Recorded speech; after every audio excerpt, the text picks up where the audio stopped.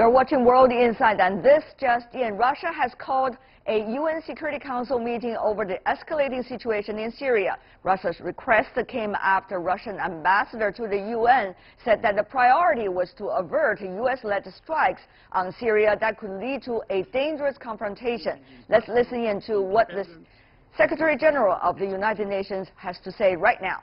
In this regard, I reaffirm my full support for the Organization for the Prohibition of Chemical Weapons, the OPCW, and its fact-finding mission in undertaking the required investigation into these allegations. The fact-finding mission should be granted full access without any restrictions or impediments to perform its activities, and I take note that the Syrian government has requested it and committed to facilitate it. The first team of the OPCW is already in Syria. A second is expected today or tomorrow. But we need to go further. In a letter to the Council 2 days ago, I expressed, and I quote, "My deep disappointment that the Security Council was unable to agree upon a dedicated mechanism to attribute responsibility for the use of chemical weapons in Syria," end of quote, following the end of the mandate of the Joint Investigative Mechanism, or JIM. I want to repeat today that the norms against chemical weapons must be upheld. And as I wrote in the same letter, and I quote, "Ensuring accountability for a confirmed use of chemical weapons is our responsibility, not least to the victims of such attacks. A lack of accountability emboldens those who would use such weapons by providing them with reassurance of impunity. This in turn further weakens the norm proscribing the use of chemical weapons and the international disarmament and non-proliferation architecture as a whole. I urge all members to act responsibly in these dangerous circumstances. And I appeal to the Security Council to fulfill its duties and not give up on efforts to agree upon a dedicated, impartial, objective and independent mechanism for attributing responsibility with regard to the use of chemical weapons." That was UN Secretary General Mr. Guterres talking about building a mechanism against the use of chemical weapons at an emergency meeting called upon by Russia of the UN Security Council. Let's continue with our show on the Syria crisis. An emergency meeting of the UN Security Council discussing options for a suspected chemical attack in Syria is underway. As we showed to you earlier, U.S. President Donald Trump earlier has promised, quote, "quick, forceful action in response to the alleged attack on the rebel-held Syrian town." He has not laid out a timetable, though, for action in response to the attack, despite his tweet that missiles will be coming and Russia should get ready. But Russia said there was no evidence of any chemical attack. U.S. President Donald Trump huddled with military leaders to discuss options on retaliating against the alleged chemical attack in Syria. As Mr. Trump considers his next move, questions linger about his timetable. We're looking very, very seriously, very closely at that whole situation, and we'll see what happens, folks. We'll see what happens. It's too bad. Rival U.S. and Russian resolutions to determine responsibility for the chemical attack in Syria suffered defeats recently at the UN Security Council. Moscow accused Washington of pushing for a vote as a pretext for possible use of force against Syria. God forbid any adventurous action will be taken in Syria, similar in Libya or Iraq. Although, I hope no one dares to launch such an adventure now. That would only benefit those who are protected by an ocean and engage in continuous efforts to stir up the region in order to advance their geopolitical goals. With the Syrian army on the verge of capturing Douma on Saturday, Islamist rebels claimed government forces had dropped a combination of chlorine and an unnamed nerve agent, killing dozens of people. Syria and Russia insisted no such attack had taken place. U.S. President Donald Trump threatened a military attack on Syria, saying there would be a big price to pay. Meanwhile, the UK government has weighed the possibility of military action against Syria and agreed on the need to take action. And French President Emmanuel Macron says France has proof that the Syrian government used chemical weapons. China said on Wednesday that all relevant sides needed to refrain from doing anything that could escalate tension. The UN has yet to come up with a cohesive global response to the alleged chemical weapons attack in Syria, amid an exchange of barbs and accusations among Security Council members.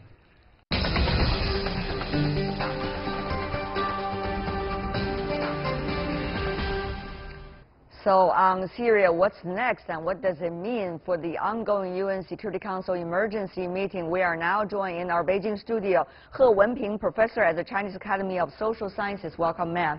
In Washington, D.C., we have Michael O'Hanlon, a senior fellow with the Center for 21st Century Security and Intelligence, director of the Research for Foreign Policy at the Brookings Institution. Welcome, sir. In Moscow, we are joined by Mark Sleboda, who is an international relations and security analyst. Welcome as well. Let me begin by asking you, Mr. O'Hanlon, the Russian side, first of all, denied there was any chemical attack. Now recently said that the attack was, quote, staged. Your response? Well, I'm not very happy with that position from Moscow. I don't consider it very realistic or responsible. Overall, I understand why Russia has played the role it has in this war, even though I've had many criticisms of the Russian role, and Russia's had many criticisms of the American role. And frankly, I think we've both been right in our criticisms of each other.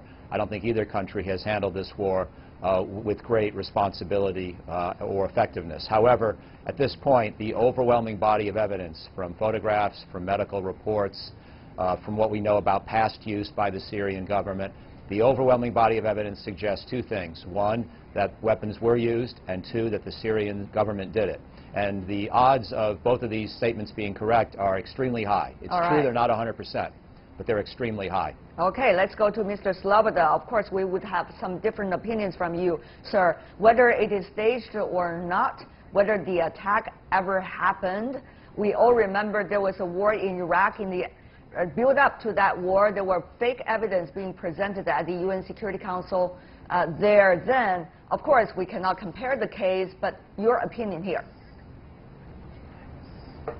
Well, there was indeed a situation in Iraq. The U.S. has a long history of fabricating claims about weapons of mass destruction in order to launch aggressive assaults on countries that don't align with its foreign policy. And our colleague here, Mr. O'Hanlon, was a big proponent of the Iraq war. In fact, on television, when he was asked about his certainty of weapons of mass destruction and going to war with Saddam Hussein, he said, I quote, not much doubt. And it seems that Mr. O'Hanlon doesn't have much doubt now. But as a U.S. military veteran, I do indeed have some doubt, because the only evidence thus so far, as it can be called, comes on the ground from the radical Wahhabi jihadist faction, Jaish al-Islam, the Army of Islam, a Saudi-funded sectarian militant group that was in control at the time of Duma.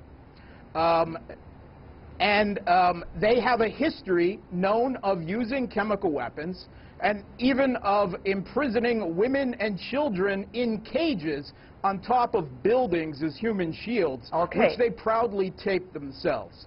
This is the only source of such evidence, and frankly, I don't believe anything that comes from them. The U.S. Secretary of Defense, James Mattis, already said the U.S. has no actual evidence other than social media. Because you have already occupied so much airtime, I'm not trying to do an absolute balance of time, but we do need to give Mr. O'Hanlon a chance to respond. First of all, sir, about your habit, according to your Russian counterpart, of so-called fabricating evidence, and secondly, about some of the evidence your counterpart suggested that actually have reached a very different conclusion, as you just suggested. Go ahead.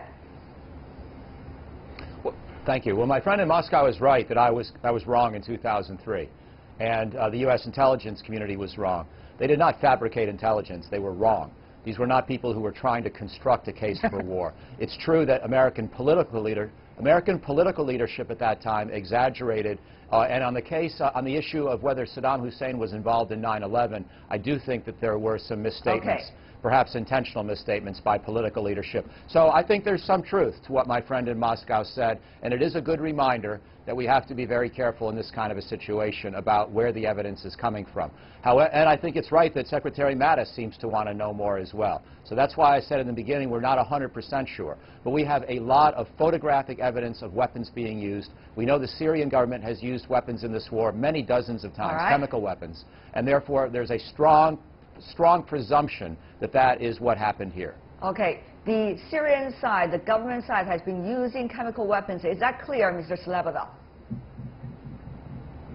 No, that is not at all clear. In fact, in a very similar situation to this, in Khan Shaykhun, there were accusations just a year ago which launched a previous Trump regime aggressive attack on Syria.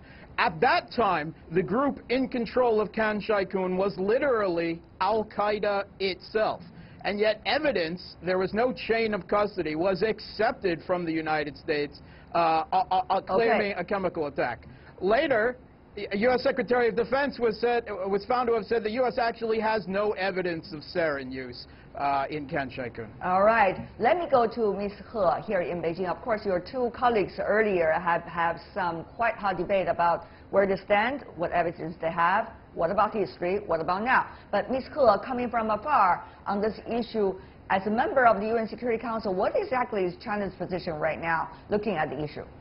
Well, I think right now we cannot say any sides of the sources are true or not true, because now we really relied on the United States send their authoritative, those weapon checking, those teams now has been sent already. According to the very first report, I think get back from those team, they are saying so far they haven't seen any of those chemical weapons, those things coming from the soil or coming from any other samples.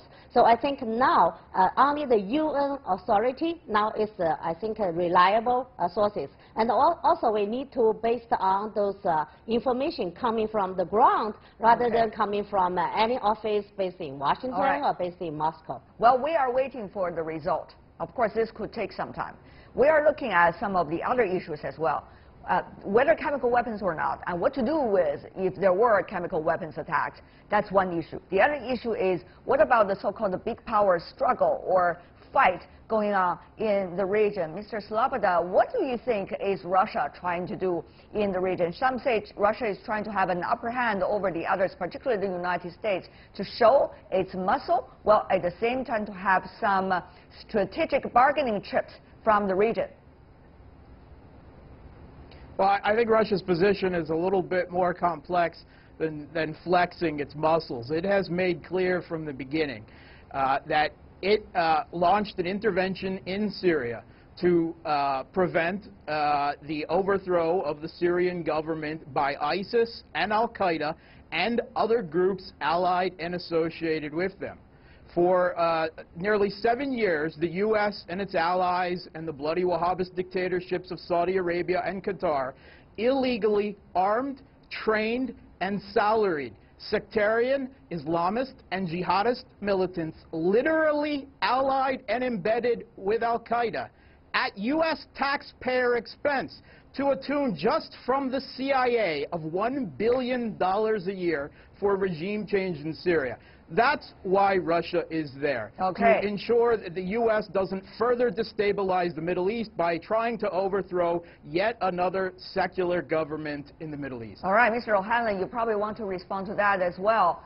Is the U.S. thinking about overthrowing the government now in Syria? Earlier there was talk about that, but eventually people realized that government, if overthrown, there will be even further instability in the region. Mr. O'Hanlon, what exactly is the U.S. strategic goal there? You also have armies there as well. Well, you're right. And I actually think that Mr. Sloboda gave a good critique of many of the foibles of American policy in those early years in Syria, where we couldn't make up our mind if we were really serious about regime overthrow. And we wound up, not intentionally, but still very tragically, contributing to the ongoing war. So I accept that criticism for the most part. In terms of where we are now, largely because we don't really want to see a full-bore civil war reignited, American military planners are in a dilemma. They want to do enough to hurt Mr. Assad, assuming that, in fact, they are confident that he used chemical weapons here, as I think he did.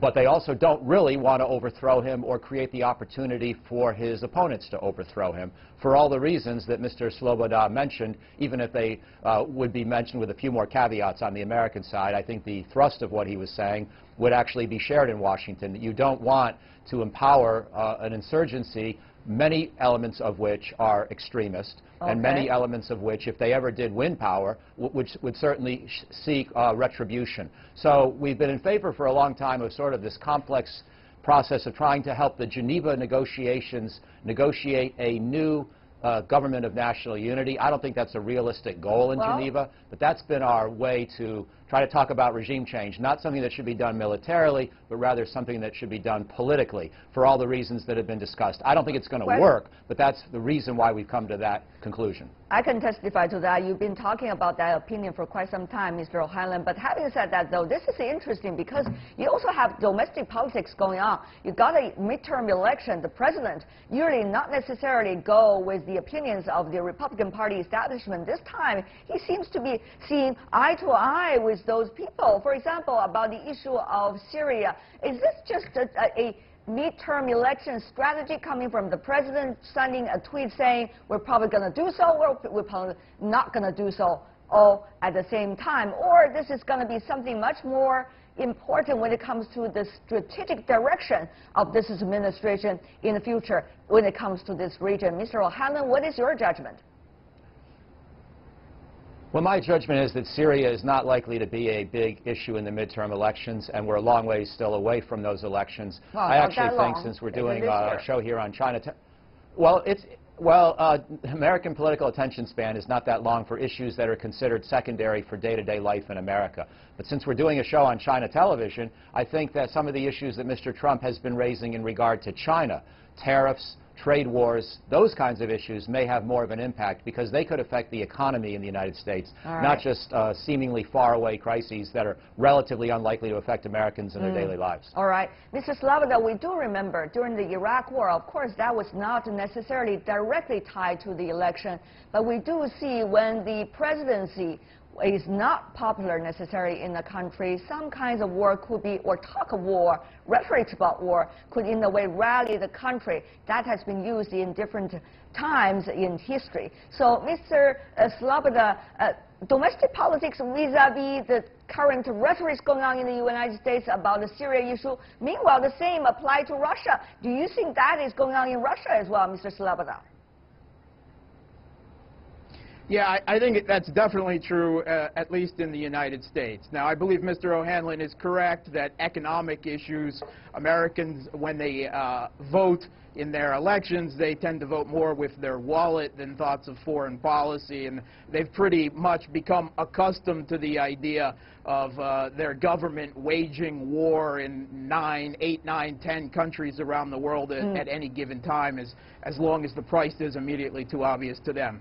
On the other hand, you have some of the top media figures in the U.S. who have been extremely critical to the point of neo-McCarthyism against President Trump since he took office, whom the only time they have ever said anything positive about Trump is the last time he bombed Syria, when suddenly he became, in their words, quote, presidential. He is now presidential. And that's the way that the U.S. foreign policy elite and the media often think of their president. They're literally salivating for the exercise of U.S. military power. And the midterm elections is important because if the Democrats regain control of both houses, something that is unlikely but possible, then they will certainly move to politically impeach Mr. Trump. Okay, Ms. He, you've been listening once again to your two colleagues. Here's the thing.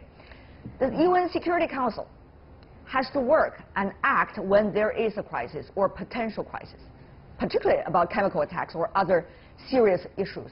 But on the one hand, one has to know whether that is true or not. On the other hand, there is a regional issue going on in the Middle East, particularly concerning Syria and the implication of how Syria is being handled to the rest of the region. And thirdly, this Security Council is facing a war, quote-unquote, at least in rhetoric, between Russia and the United States, which is not necessarily only related to the issue of Syria. So, Ms. He, what do you think should be the members of the UN Security Council do, China, for example, included?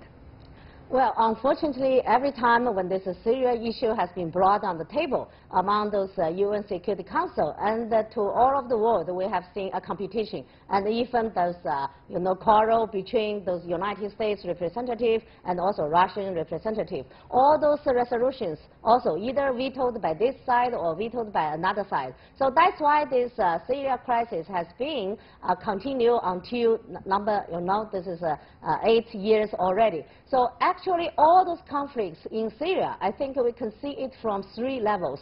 So first level, the lowest level, is the Syria government, those conflicts with rebel forces. Okay. And then second level, that is the regional, those powers, like Saudi, like even now Israel has been engaged into this picture, like Saudi and also with Turkey and with Iran. And then the highest level, that's Russia and also United States. So all those chemical weapons, those scandals, those things actually has been intertwined with those big powers competition there. So that's why this UN Security Council itself now cannot play its job, cannot play its role at all.